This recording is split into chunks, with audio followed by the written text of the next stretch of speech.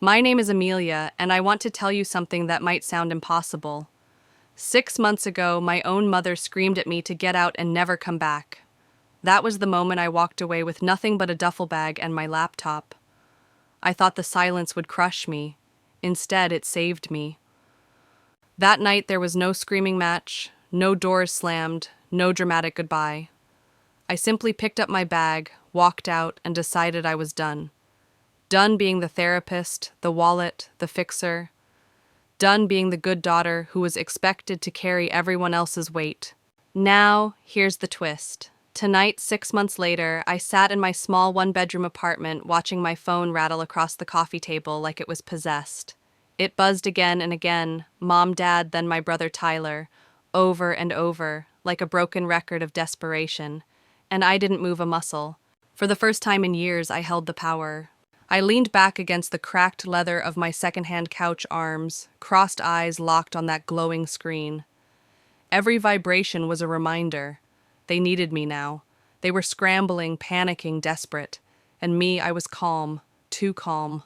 The kind of calm that comes when you finally understand you are no longer their property. It felt surreal. I had been raised to believe family was everything. That love meant sacrifice without limits. That loyalty meant silence even when it destroyed me.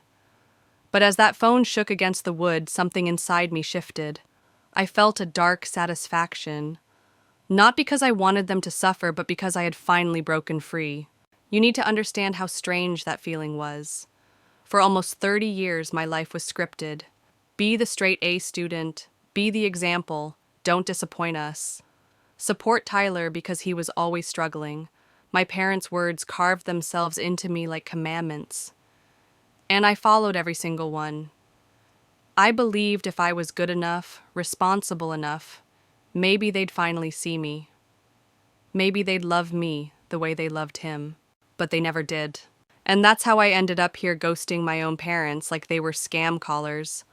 Ignoring the people who gave me life because all they ever did was drain it away. I sat in that dim little apartment, the hum of the fridge filling the silence, the phone buzzing like a wounded animal. My chest rose and fell in slow, steady breaths. I thought back to that final day. Her face twisted in rage. My father silent behind her. Tyler smirking in the corner. And those words, ungrateful, get out. They thought they were punishing me. Instead, they set me free. Do I miss them?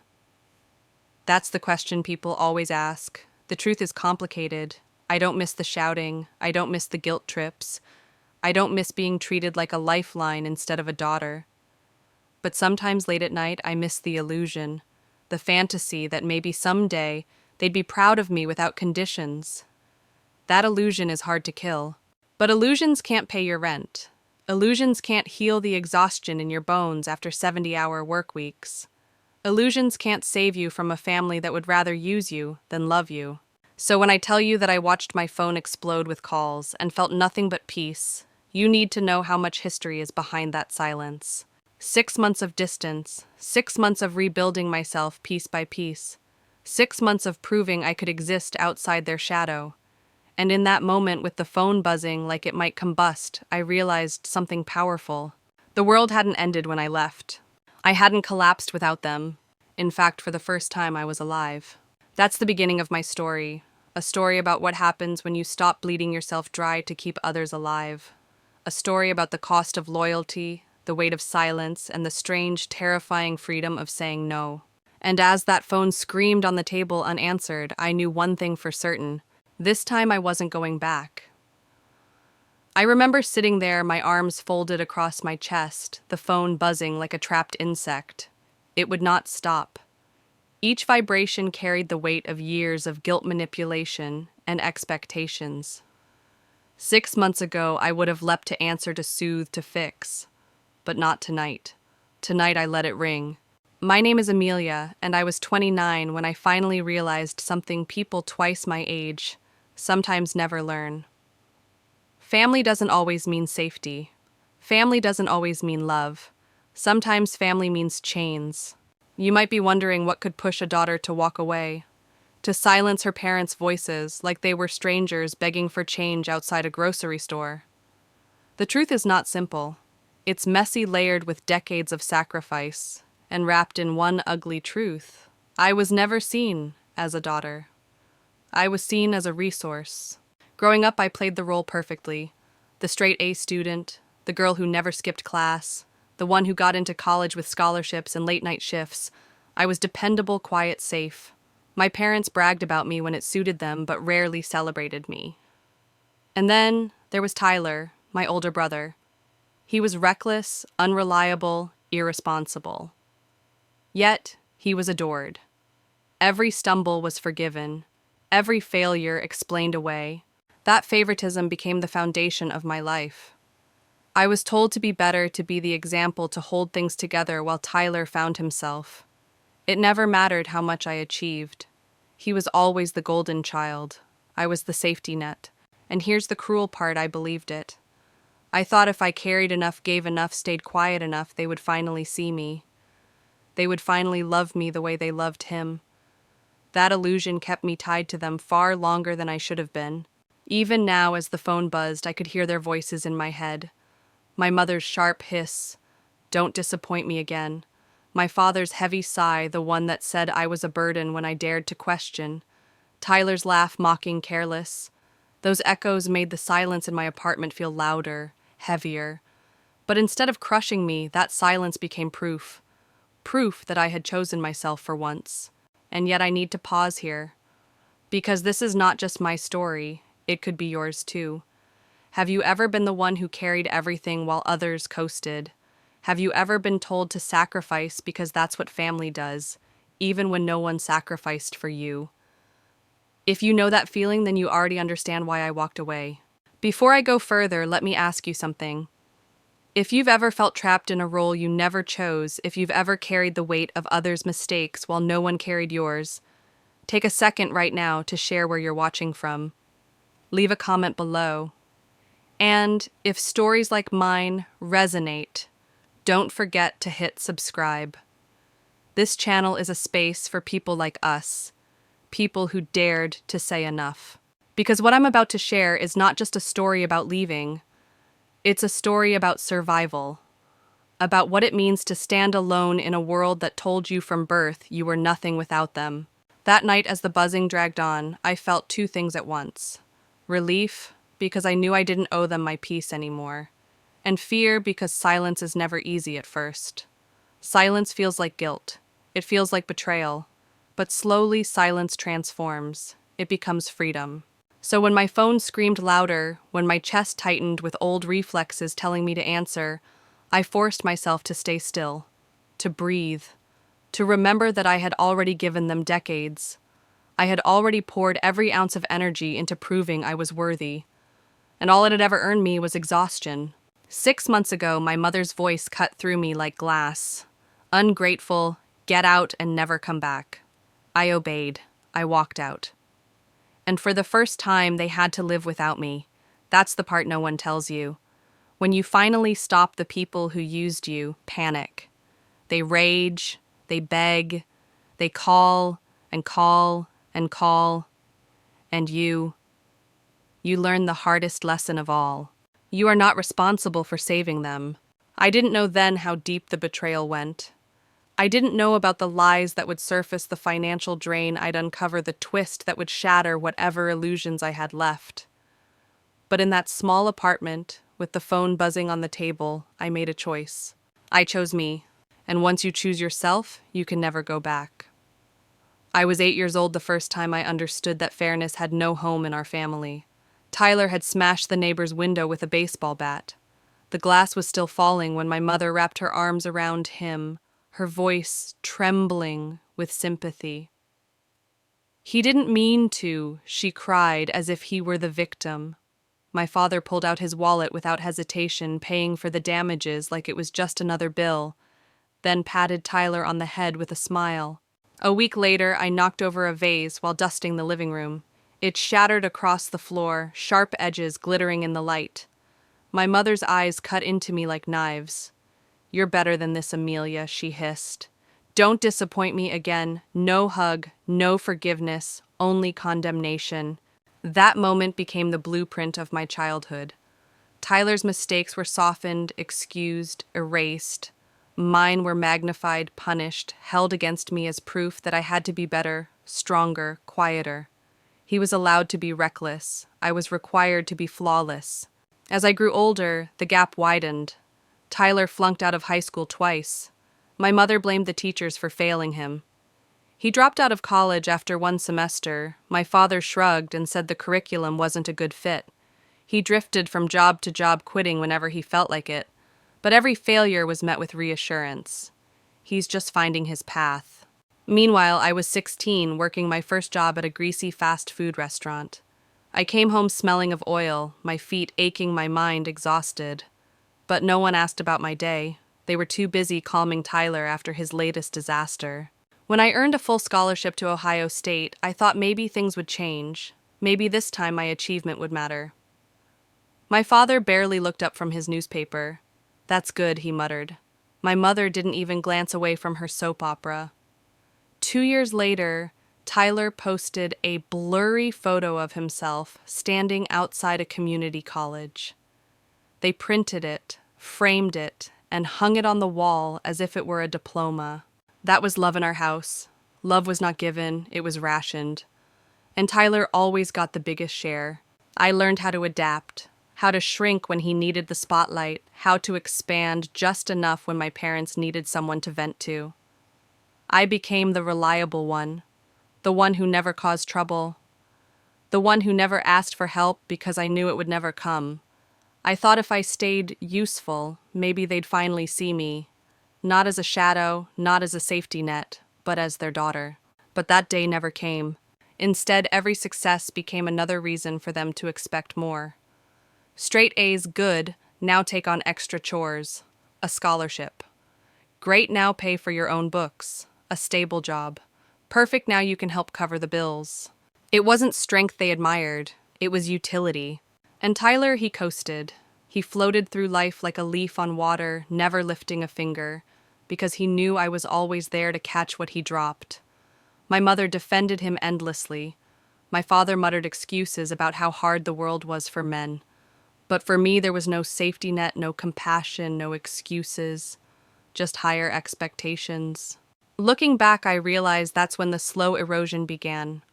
When I started to believe that love was conditional, that being valued meant being needed, that my worth was measured by how much I could carry for everyone else. By the time I was an adult, I was fully trained. Trained to stay, trained to fix, trained to absorb. The foundation was already cracking under the weight, but no one noticed, no one cared. Because in their eyes, I was built to endure. That was the lie I lived for almost 3 decades. And as I sat in my apartment years later, the phone buzzing on the table, those memories rose like smoke in my chest. They explained why ignoring those calls felt like rebellion, why silence felt like survival. Because I had been silenced my whole life, told to carry the weight without complaint. But now I was learning to speak in the only language they couldn't twist: silence. So when people ask why I left, I tell them this. I didn't leave because of one fight. I didn't leave because of one cruel sentence. I left because my whole life had been a test I could never pass. And finally, I stopped playing. By the time I turned 18, I had perfected my role.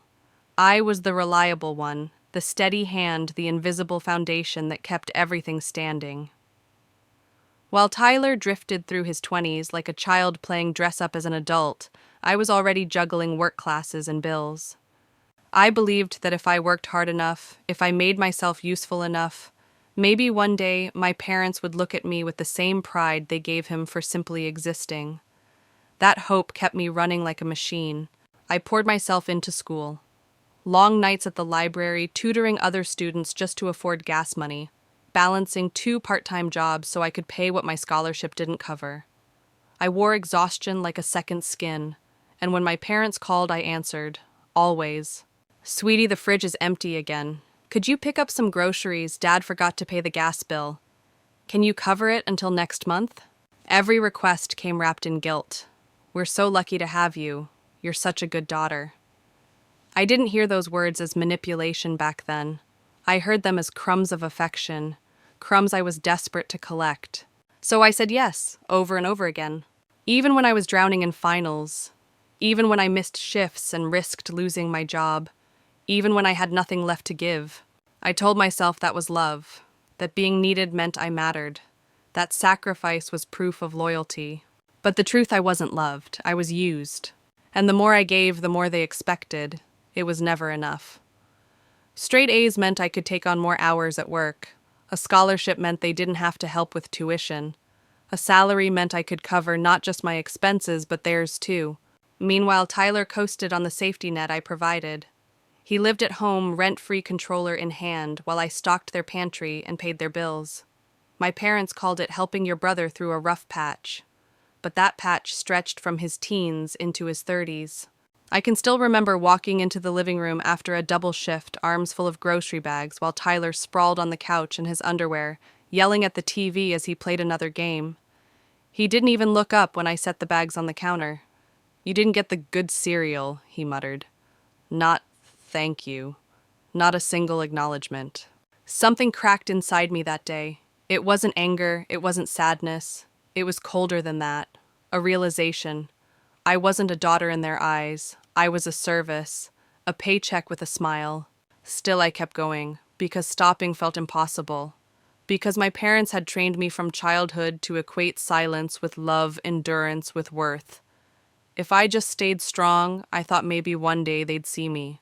But here's the thing. When love is conditional, the conditions never end. I carried that belief well into adulthood. At work, I became the dependable employee, the one who never said no. At home, I became the savior, the fixer, the one who could be counted on to patch every leak. And no matter how much I gave, no matter how much I bled, it was invisible. Looking back, I see it clearly now. I was trained to accept crumbs, trained to believe I was only valuable when I was carrying someone else's weight, trained to think that family meant pouring myself empty and calling it devotion. But devotion should not cost you your sanity. Love should not leave you bankrupt. I wish someone had told me that sooner, because by the time I finally walked out of that house, the weight had hollowed me. I had nothing left but the realization that I was never going to be enough, not because I wasn't worthy, but because they never wanted me to be. And once you see that truth, you cannot unsee it. That's why when people ask, "Why didn't you just stay? Why didn't you keep helping?" I tell them this. Because love that demands your ruin is not love. It is bondage. And one day, I decided to cut the chains. That decision began quietly with late-night whispers to myself in the dark. You don't owe them your entire life. Words that felt foreign on my tongue. Words that would eventually save me. And that's where the real story begins, when survival turns into rebellion, when endurance turns into refusal, when a daughter finally learns that being useful is not the same as being loved. It started with $20. That was the first time my mother called me late at night. Her voice soft and practiced. "Sweetie, we're a little short on the electric bill. Can you help us out just this once?" I was finishing a report for my boss, exhausted, but I didn't hesitate. "Of course, Mom." I transferred the money before she could even finish her thank you. That just this once turned into a second request the very next week. "Your dad forgot to do the groceries again. Could you pick up a few things?" Nothing fancy, just the basics. I showed up with 4 full bags. Fresh produce, meat, almond milk she liked, even though no one else drank it. Her smile lasted for a second before she went back to complaining about how expensive everything had become. Then came the gas bill, the broken faucet, the car maintenance, the mortgage payment that was just temporary. Each time the script was the same. "We'll pay you back soon," or worse, "You know we'd do it for you," except they never did. I started keeping track, first in my head, then in a spreadsheet. Electric, gas, groceries, car insurance, even most of the mortgage. My paycheck disappeared into their accounts. Tyler, meanwhile, sat on the couch, controller in hand, playing video games like he was auditioning for a speedrun championship. No job, no rent, no shame. Every time I dared to bring it up, my mother's voice took on that trembling edge, the one designed to make me feel like a villain. "You know Tyler's trying his best," she whispered. My father shrugged from his recliner, muttering, "We're lucky to have you, kiddo," as if that was gratitude. At first, I told myself it was fine. I had the job, the apartment, the salary. I could handle it. Tyler was still figuring things out. But month after month, the requests kept coming and I started bleeding, quietly, steadily. I dipped into my emergency fund. I canceled a trip I had been planning for months. I stopped paying extra on my student loans. I was burning my future to keep their present afloat. And still they looked at me like it was normal, expected, like I owed them for giving birth to me. One day after another double shift, I came over with groceries. My arms ached under the weight of the bags. My eyes were heavy. I pushed the door open and found Tyler in the kitchen, shirtless, eating ice cream straight from the tub. He didn't even look up when I set the bags down. "You didn't get the good cereal?" he asked. That was the moment something inside me twisted. It wasn't rage, it wasn't sadness. It was a colder clarity. I realized I wasn't their daughter anymore. I was the lifeline, the fix, the wallet. That's the quiet cruelty no one talks about. It's not physical abuse. It's not shouting. It's quieter. A parasitic kind of love wrapped in phrases like, "You're such a good daughter," or "We're just going through a tough time." But tough times don't last forever, and deep down, I knew this wasn't temporary. This was a pattern. And patterns, if you don't break them, become prisons. So when I look back now, I see the spreadsheet in my mind, every number like a drop of blood. Every transfer a reminder that love in my family came with a price tag. But before I go further, let me pause here. Because maybe you've been in a similar place. Maybe you've sacrificed over and over, convincing yourself it was love when really it was obligation. If you've ever been drained by people who were supposed to protect you, tell me in the comments what that moment felt like. I read every word because your story matters too. The truth is, I kept giving long after I should have stopped. Because saying no felt impossible. Because guilt was stitched into my skin. Because I thought that was what being a good daughter meant. But here's the hard lesson I had to learn: when someone loves you only for what you provide, they don't love you at all. That realization would grow louder, heavier, until it finally broke me. And when it did, everything changed. I still remember the sting of that moment like it happened yesterday. I had just finished a 70-hour week at the firm. My eyes burned from staring at spreadsheets. My body ached from too many hours hunched at a desk. But I went straight to the grocery store before driving across town, arms full of bags, keys clenched between my teeth, trying not to drop the apples or the oat milk my mother liked. I walked into the house I had been secretly keeping from foreclosure for 2 years. The porch light was on, even though it was daylight, a small sign something was off, but I ignored it. Stepped inside and set the bags on the counter. That's when I saw him, Tyler, shirtless, leaning against the fridge with a spoon in his hand, eating ice cream straight from the tub, like a child who never grew up. He barely glanced at me. Instead, he squinted at the grocery bags and asked, "You didn't get the good cereal?" No, thank you. No acknowledgement of the hours I worked or the money I had just spent. Just entitlement. Something in me hardened right then. It wasn't rage. It wasn't sadness. It was colder than both. A realization that cut deep into my chest. I wasn't their daughter anymore. I was a resource, a wallet with legs, a service they had come to expect on demand. I remember gripping the edge of the counter, forcing myself to breathe as that truth sank in. Every sacrifice I had made, every late night, every canceled plan, all of it had only trained them to see me as the one who would always show up no matter how empty I became. And the more I gave, the less they saw me.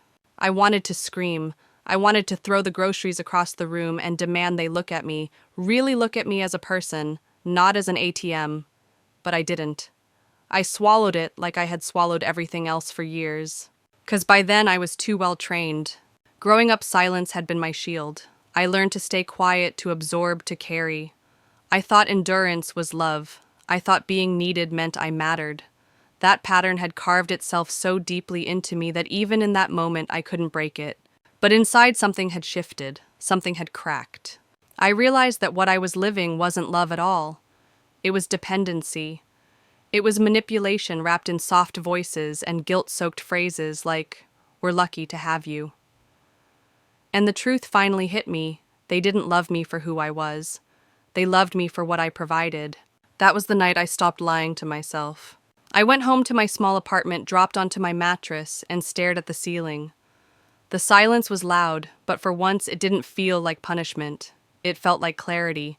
Because I had finally admitted what I had been avoiding for years, I was not a daughter in their eyes. I was a lifeline.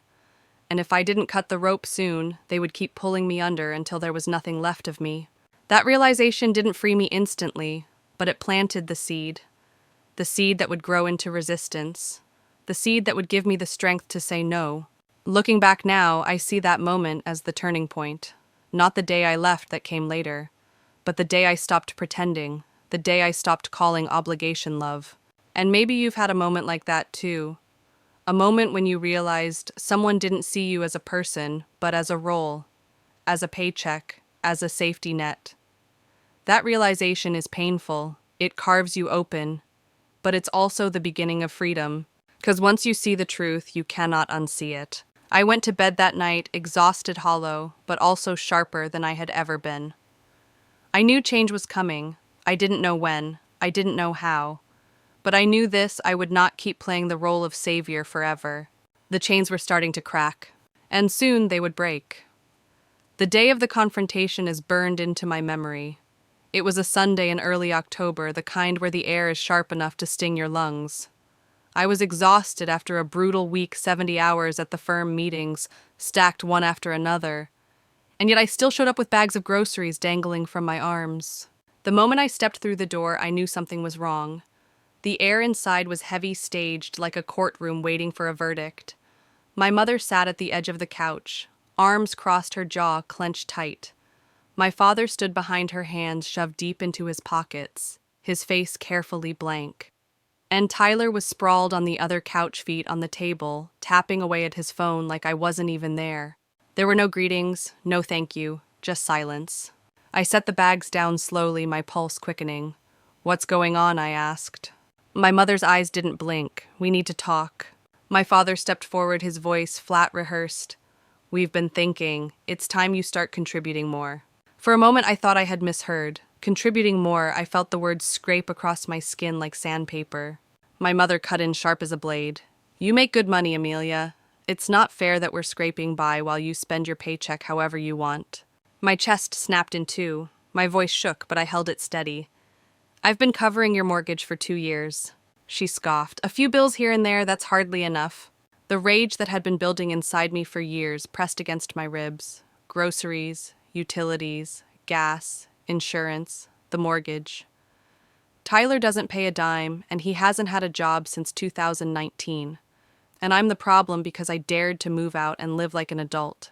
Tyler finally looked up, rolling his eyes. "Jesus, Amelia, it's just money. They've done a lot for us." I spun toward him, the words leaving me like bullets. "Us. What part of us do you belong to when I'm the only one footing the bill?" That broke the silence. My mother leapt to her feet, her face hard as stone. "Don't you talk to your brother like that, he's trying his best." A laugh escaped my lips, dry, bitter, sharp. "Really? Because his best looks like playing Fortnite in his underwear while I keep your lights on." My father's voice cut through, cold and final. "Enough. We're asking you to step up. If you were a good daughter, you'd take responsibility. This house is too much for us to manage alone." There it was, the line they had drawn, the ultimatum dressed up as duty. I inhaled slowly, deliberately, every muscle tight. "Let me get this straight," I said. "You want me to pay the mortgage in full, cover all the bills, and keep pretending like Tyler isn't sitting here doing absolutely nothing. And you don't see anything wrong with that?" My mother's lips thinned into a cruel smile. "We just thought as our daughter you'd want to help your family." "And what's Tyler then?" I snapped. "A houseplant." Tyler bolted upright, his face twisted. "I hate you. I didn't ask for this." "No," I said quietly, "but you sure as hell benefited from it." That's when my mother's voice exploded. "If you walk out that door, don't bother coming back." Time seemed to freeze. I looked around the room, the furniture I had helped pay for, the lights I kept on, the people I had bled dry for, and felt nothing. No guilt, no sadness, just clarity. I picked up my bag. I walked to the door, opened it. The cold October air slapped my face clean and sharp. I turned back once, my voice steady. "Okay." And then I left. No shouting, no tears, just done. What I didn't know then was that this wasn't the end of the story. It was only the beginning. Because what came after the silence, the unraveling, the lies I would uncover, was far worse than anything that happened in that living room.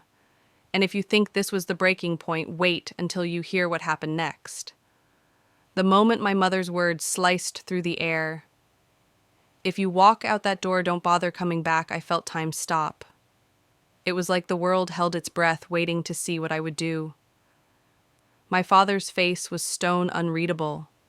Tyler leaned back on the couch, smirking as if he had already won. And my mother stood, rigid eyes blazing, daring me to defy her. I looked around the room one last time. The furniture I had helped pay for, the lights I kept on, the roof I had saved from foreclosure for 2 years. Every corner of that house had my fingerprints on it, yet in their eyes none of it mattered. I was not a daughter. I was a utility. And in that instant the weight fell away. No guilt, no panic, just clarity. I picked up my duffel bag, the one I had kept half-packed for months without even realizing it.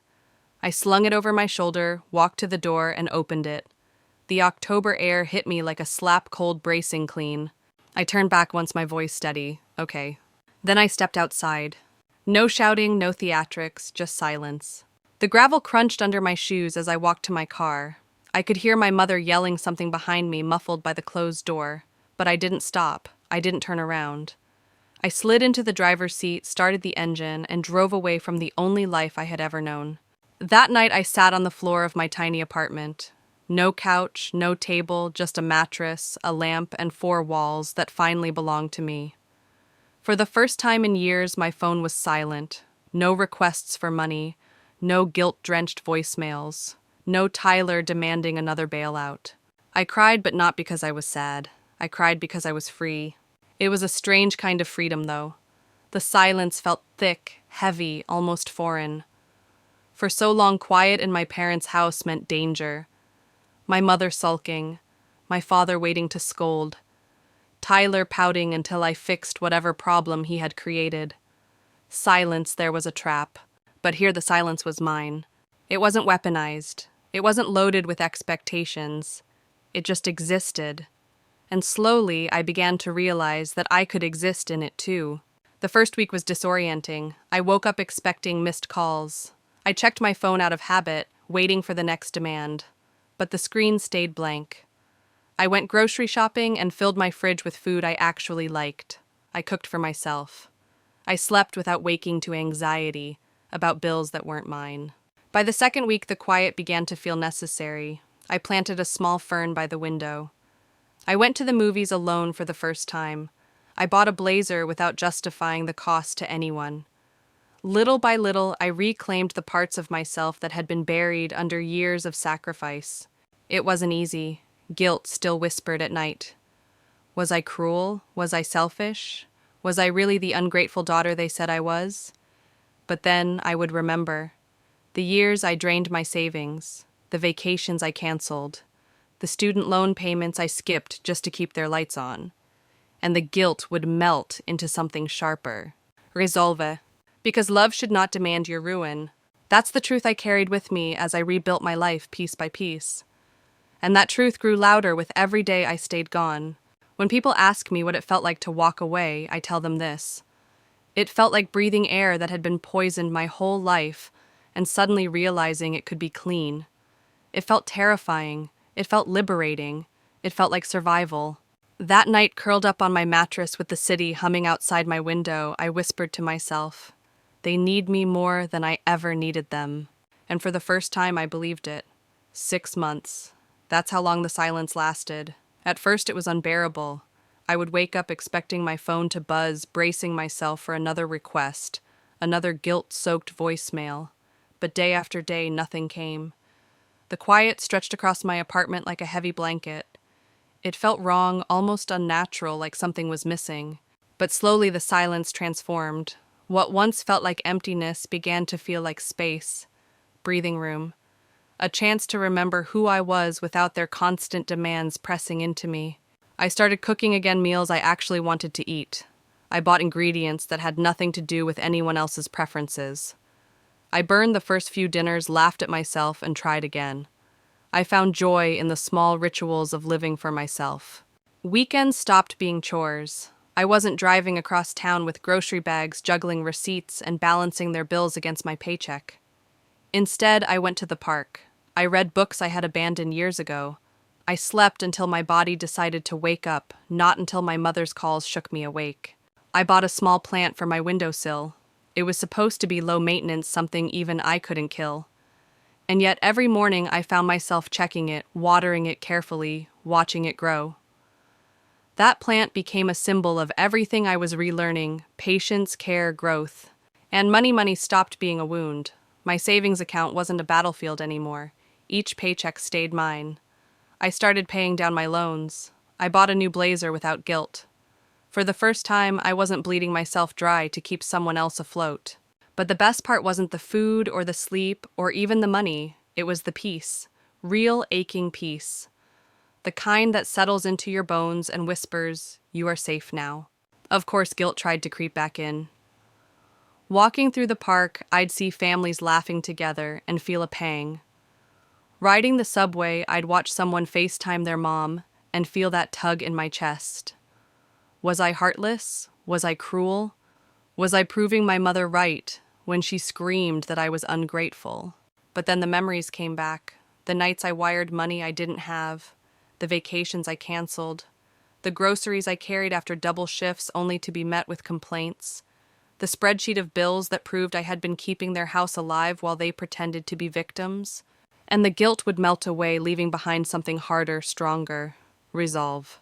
Because for all the love I poured into them, what I got in return was obligation. They didn't see me as a daughter. They saw me as a solution. That's why when people ask me how I survived those 6 months of silence, I tell them this: silence wasn't punishment. Silence was medicine. And maybe you know what I mean. Maybe you've been there too, stepping away from people who drained you, wrestling with guilt, wondering if you did the right thing. If you've ever taken that step back, even for a little while, share it in the comments. Tell me how it felt. Because your story matters here. The truth is, those 6 months were the most important of my life. They taught me that I had value outside of what I could provide. They showed me that I could survive without being someone else's lifeline. They proved that I wasn't ungrateful. I was finally free. I thought the story might end there. A clean break. A daughter who walked away and found peace. But peace never lasts forever. One morning, 6 months to the day since I left, my phone lit up with a message from my father. Just one line: "Why haven't you paid the mortgage this month?" And in that instant, I realized the storm was only beginning. It was a Tuesday morning when my phone lit up with that message. 6 months of silence, 6 months of peace shattered by a single text from my father. "Why haven't you paid the mortgage this month?" I stared at the screen, my heart steady, my breath calm. 6 months ago, that text would have sent me spiraling, panic rising, guilt clawing at my chest, scrambling to find the money before they lost everything. But now I just sat there reading it over and over, almost laughing at the audacity. I typed back slowly, each word deliberate. "Oh, I thought I wasn't welcome. Send." I leaned back in my chair, arms crossed, and waited. The silence didn't last long. First came Dad's reply: "Amelia, this is serious. The bank is threatening foreclosure. Please call me." Then my mother's message, sharp and furious: "What is wrong with you? We're late on the mortgage. The bank called us Amelia." And finally Tyler. Short, cruel: "Dude, seriously.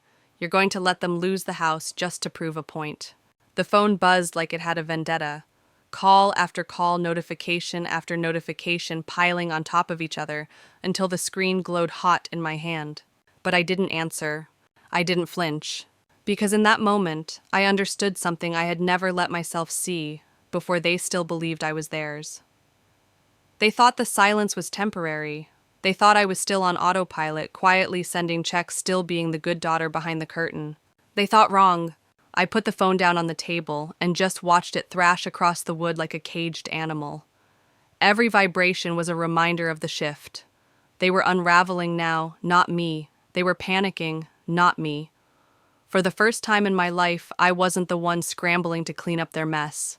But curiosity is a dangerous thing. I wanted to know how bad it really was. So I called the bank. My voice was calm, professional, like I was handling a client issue.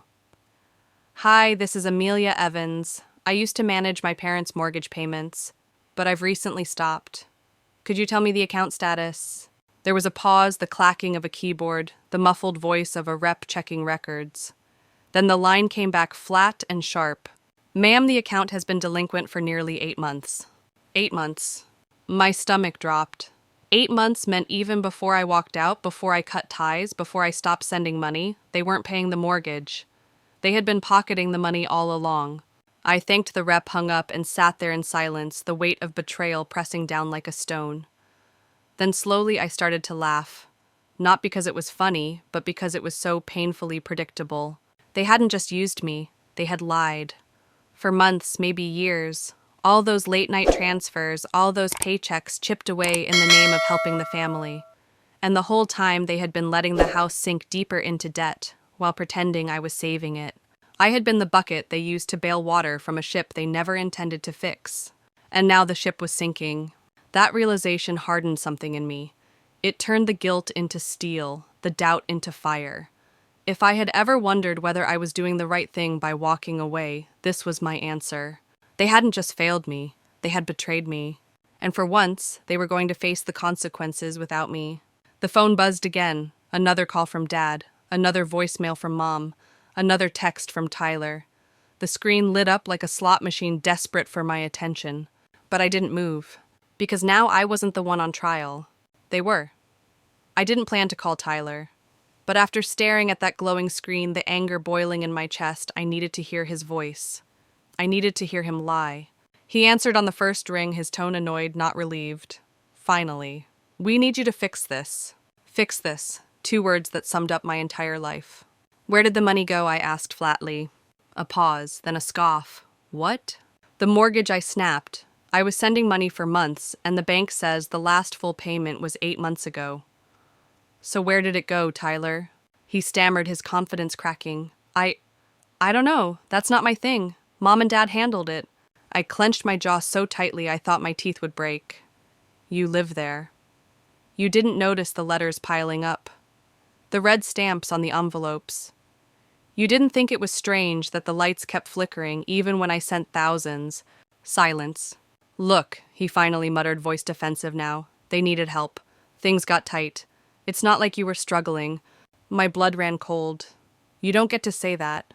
You don't get to act like my success means I should bleed dry. You don't get to excuse their lies because I had the audacity to survive. His voice rose sharp and childish. You're being cruel. No, I said, my tone icy, my words cutting with precision. I'm letting you face the consequences of your own stupidity. Big difference. And I hung up. The phone rang again almost instantly, this time my mother. Against my better judgment, I answered. Her voice came shrill, desperate, trembling with fury. How dare you, Amelia? You know we need help. The bank is threatening to take the house. I stayed calm, and you thought lying to me for months was the best way to secure that help. It wasn't like that. She snapped, her voice sharp enough to slice. Tyler's been struggling. You don't understand. I laughed, bitter and hollow. Struggling. He's been struggling for a decade. You know who else struggled me? Working night shifts, skipping vacations, paying your bills while you smiled and nodded like I was your personal ATM. I heard the phone shuffle, and then my father's voice came through, low and measured. Amelia, we just need help this month. Just this once. We're behind, yes, but if you can, sell the house. I cut in, my voice cold. The line went dead quiet. Then my mother shrieked, We can't? This is our family home? Then it should have mattered enough to pay for it, I replied. My father exhaled sharply. Please, sweetheart, be reasonable. We need support, not judgment. No, I said. What you need is accountability. We're your parents, he said softly, playing the one card he thought would always work. You will help us. I smiled even though they couldn't see it. Looks like you'll have to figure this one out without me. And I ended the call. Almost immediately the phone lit up again, text after text, voicemail after voicemail. My mother's fury, my father's pleading, Tyler's snide remarks. The phone vibrated so violently it rattled against the table like it was alive. I just sat there watching it shake, and for once I wasn't the one trembling. It felt strange, not triumphant exactly, but clean, like pulling out a thorn that had been buried too deep for too long. For years I had been their safety net, their solution, their excuse not to change. But now the net was gone, and they were falling, and I wasn't going to catch them this time. The calls didn't stop that night. My phone rattled across the table, lighting up with desperation disguised as authority. My mother's voice filled the voicemail inbox, shrill with rage, 1 second trembling with guilt the next. My father's tone was calmer, almost rehearsed, trying to reason with me as though I hadn't heard the same script for years. Tyler, of course, left crude little messages blaming me for everything that was happening, as if his years of laziness had nothing to do with it. But I didn't answer. I let the storm rage. Instead, I stared at the ceiling in my dimly lit apartment and thought about how different the silence felt now. 6 months ago, silence was terrifying. It felt like abandonment. Now, silence felt necessary. It was my shield. My reminder that I had finally stepped out of the role they had forced on me. Still, there was a gnawing ache inside me. Not guilt, exactly, something sharper, like curiosity laced with suspicion. Their voices begged for help, demanded I return, yet something about the panic didn't add up. The more they shouted about foreclosure, the more I replayed the bank rep's words in my head. 8 months delinquent. 8 months. That timeline haunted me. It meant that even when I was draining my savings to wire them money, they weren't paying the mortgage. They had been pocketing it. The thought left me cold. That night I opened my laptop. I pulled up the spreadsheet I had built, the one tracking every transfer, every bill I had covered, every dime that had left my account for theirs. Thousands upon thousands of dollars. Proof that I had been carrying them while they lied to my face. Looking at those numbers, I felt my hands tremble, not from fear but from rage. They hadn't just used me. They had betrayed me on a scale I hadn't even allowed myself to imagine. I knew I couldn't ignore it forever. They would keep calling, keep clawing for another lifeline. But this time, I wasn't going to hand it over blindly. I was going to confront them. I was going to force the truth out into the open. And I'll be honest with you, that decision terrified me. Because confronting people who survive on manipulation means stepping into a storm that's been waiting to consume you. It means holding up a mirror they will do anything not to face. But it also means reclaiming your power. That night I whispered to myself, you are not their paycheck. You are not their savior. You are their daughter, and they forgot that. And I realized something else. If I didn't force the truth out now, if I didn't drag their lies into the light, I would never be free. So here's the question I want to leave you with before I tell you what happened next. What would you do if you discovered your family had been lying to you for months, stealing from you while demanding even more? Would you confront them, or would you walk away forever? Tell me in the comments, because the next part of this story, it changes everything. Because what I uncovered wasn't just betrayal. It was the kind of truth that burns bridges so completely you can never cross back. And once I knew it, there was no turning around. The next morning, I finally picked up the phone, not because I wanted to, but because I was done letting them spin their story without mine. Where is the money, I asked before my mother could even breathe my name. Her voice cracked a mix of rage and desperation. Amelia, please. You don't understand. We've had expenses Tyler needed. Don't I cut her off? My tone was sharp, steady. Don't say his name like it explains everything. I sent thousands.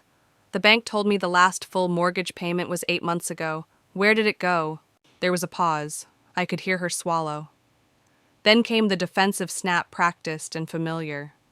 You think you're so much better than us, don't you? Always keeping score.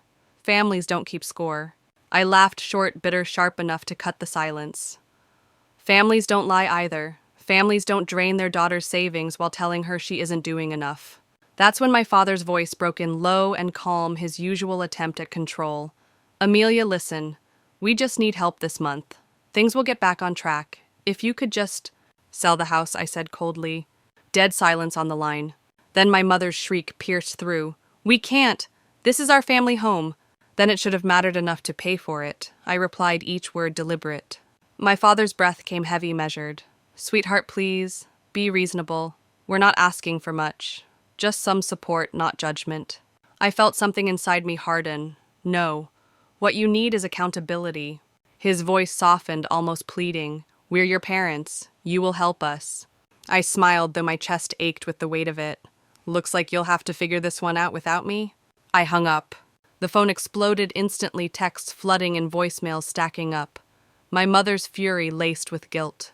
My father's calm, begging each message a recycled version of the last. Tyler's messages cruel and mocking. "Nice job, Amelia. You're destroying everything." I placed the phone face down on the table and watched it rattle, buzz, thrash like a dying animal. And for once I wasn't the one trembling. For years I had been the safety net, the fixer, the reason they could sleep at night while bills piled up, confident I would swoop in to save them. But not this time. This time the net was gone. This time they were falling, and I wasn't going to catch them. I walked to the window, the city spread out below me, sunlight bouncing off rooftops. It felt almost unreal standing there, breathing freely, knowing I had broken the cycle. Knowing their chaos was no longer my responsibility. But make no mistake, the cost of this choice was high. It wasn't just about money, it was about loyalty, memory, blood. About the way society tells you to honor your parents no matter what, even if it kills you. And in that moment, I realized something. I was finally choosing survival over tradition, truth over illusion, myself over them. It was the first time in my life that choice felt possible. I turned back to the buzzing phone, my lips curving into a smile that wasn't soft, wasn't kind. It was the smile of someone who had finally pulled the thorn from her skin.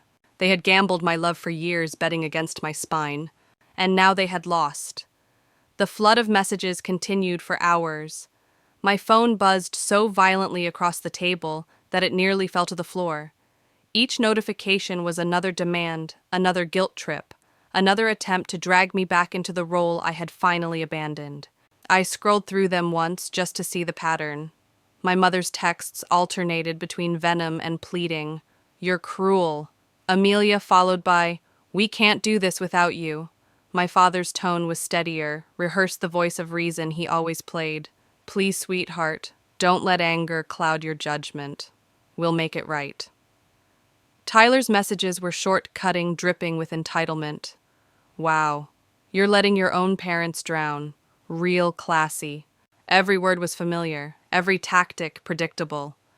They were trying everything: anger, guilt, manipulation, cycling through the same tired script. But I had stopped auditioning for their play. I sat back, arms crossed, and realized something profound. For years I had been answering these messages without even thinking, jumping to respond, explaining, justifying, apologizing for not giving more. But tonight I didn't owe them explanations. I owed myself closure. So I opened a new group message, Mom, Dad, and Tyler all together for the first time. My fingers hovered above the screen, but my heart was steady. I wasn't writing from anger. I wasn't writing from guilt. I was writing from truth. I typed slowly, carefully, each word a final nail in the coffin of our old dynamic. No more hiding. You had years to be honest. You had months to ask without lying. You chose this, not me. I am not your bailout plan. I am your daughter. And you treated me like a paycheck. I read it once, twice, 3 times. It was simple, clear, unforgiving. Then I hit send. The reply came within minutes. My mother first. "How dare you talk to us this way? After everything we've done for you, this is how you repay us." My father second. "Please, Amelia, don't end things like this. We need you." And finally, Tyler. "You're pathetic. Enjoy your little power trip." I stared at the screen for a long moment. Then with a deep breath, I pressed block. One by one, first Mom, then Dad, then Tyler. And just like that, the buzzing stopped. The silence that followed was thick, heavy, almost overwhelming. My hands shook. My heart pounded in my chest. For a second, doubt crept in. Was I really cutting them off completely? Was this the moment I crossed a line I could never step back from? But then the doubt gave way to something else. Relief. Because blocking them wasn't about punishment. It was about survival. I needed to close the loop, to put a period at the end of a sentence that had dragged on far too long. Every time I had answered, every time I had listened, I had let them pull me back into the same cycle of guilt and obligation. But now, for the first time, I had chosen silence on my own terms. It didn't feel triumphant. It felt clean. like washing off years of dirt and finally seeing my skin underneath. I placed the phone face down on the table, leaned back into my chair, and let the quiet settle. My chest rose and fell slowly, and for the first time in years I felt light, untethered. This was the moment I had been afraid of my entire life. And now that it was here, it didn't feel like destruction. It felt like freedom. And while I knew this wasn't the end of my story, I also knew something important. Whatever came next, it would be mine, not theirs. The first night after I blocked them, the silence pressed in like a weight. It wasn't the satisfying silence I had imagined, the kind that feels like victory. It was thicker, heavier, almost suffocating, like the echo of a slammed door that refuses to fade. I stretched out on my couch, the phone turned face down on the table, the TV flickering with a show I wasn't really watching. For the first time in decades, no one could reach me. No one could drain me. No one could guilt me into giving away another piece of myself. At first, doubt crept in. Had I gone too far? Should I have offered some compromise? Some middle ground? After all, they were my parents. Tyler was still my brother. And that house, the one they were about to lose, it held my childhood. I thought of birthday balloons, taped to kitchen cabinets, my high school graduation picture still hanging in the hallway, the scar on the doorframe from when I tripped racing Tyler to the fridge. Memories clawed at me, begging me to reconsider. But that's the trick, isn't it? Memory disguises itself as meaning. You start to confuse sentiment with safety. You tell yourself, maybe it wasn't that bad. Except it was. They had lied to me for months, pocketing my money while pretending to fight for that house. They had weaponized my love, twisted every sacrifice into obligation. They hadn't just asked too much, they had made me believe my worth depended on giving until I was empty. And once I remembered that truth, the doubt dissolved. Because what kind of love demands your financial ruin in exchange for affection? What kind of family threatens you with guilt while they bleed you dry? That isn't love. That's control. And I was done being controlled.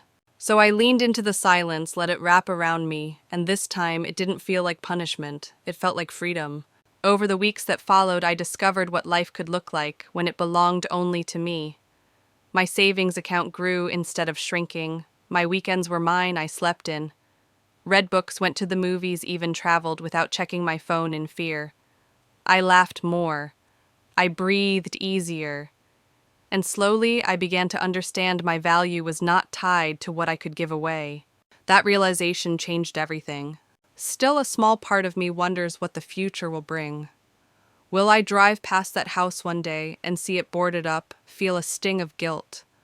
Will Tyler ever be forced to grow up, or will he just find another person to drain? Will my parents ever understand what they lost? Or will I always be painted as the villain in their version of the story? I don't know, and maybe I never will. But what I do know is this: I dared to say no. I dared to walk away. I dared to live like my worth wasn't tied to sacrifice. And that courage is worth every missed call, every angry text, every "how dare you" that still echoes in my mind. Because I am free now. Free in a way I never thought possible. Free to live, to breathe, to exist without constantly performing usefulness. And maybe you're sitting here watching this feeling the same tightness in your chest I used to feel. Maybe you've been carrying everyone else's weight, telling yourself it's love. But deep down you know it's not. If this story resonates with you, don't carry it alone. Share your thoughts in the comments, subscribe to join this community, and when you're ready, watch the next video. Because I promise you are not alone in this fight for freedom. For the first time in my life, I'm not just surviving, I'm living. And that's a story worth telling. When I look back now, the chaos feels like a distant storm, loud, destructive, but no longer hovering over me. The silence in my apartment is different these days. It isn't heavy anymore. It's gentle, soft, like a blanket I choose to wrap around myself. I water the little plant by my window, cook meals that I enjoy, and fall asleep without dreading the sound of my phone. There's peace in these small rituals, peace I once thought I didn't deserve. For years I believed my worth was measured by sacrifice. But walking away taught me the truth: love does not demand your ruin. I've learned that boundaries are not cruelty. They are clarity. Saying no is not betrayal, it's survival. And survival is the first step toward freedom. Sometimes I wonder what my parents and Tyler say about me now. Maybe they call me ungrateful, selfish, heartless. Maybe in their story I'm the villain. But I've stopped living in their version of events. This is my story now. And in my story, choosing myself was the bravest thing I've ever done. If you've ever felt the same, trapped in obligations that drained you, silenced by guilt, know this: you are not alone. You are allowed to breathe. You are allowed to rest. You are allowed to walk away. The world didn't end when I left that house. In fact, my life finally began. And maybe yours can too.